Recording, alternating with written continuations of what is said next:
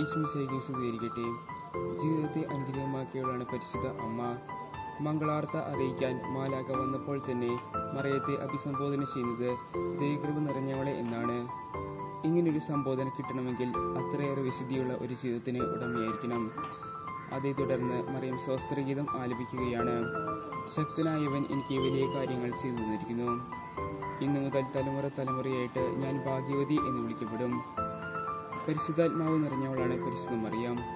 കാരണം ഇത് എങ്ങനെ സംഭവിക്കും എന്ന മറിയത്തിന്റെ ചോദ്യത്തിന് പരിശുദ്ധാത്മാവ് നിന്റെ മേൽ വരും, അത്യുന്നതിന്റെ ശക്തി നിന്റെ മേൽ ആവസിക്കും, അങ്ങനെയാണ് നീ ഉണ്ണീശോയെ ഉദരത്തിൽ വഹിക്കാൻ പോകുന്നത് എന്നാണ് മാലാഖ പറഞ്ഞത്.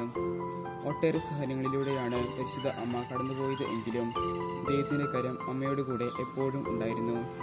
ജന്മഭൂമിയിലാതെയാണ് മറിയം ജനിച്ചത്. അതുകൊണ്ട് എല്ലാം കൂടി വെച്ച് നോക്കുമ്പോൾ ജീവിതത്തെ അനുഗ്രഹമാക്കിയവളാണ്.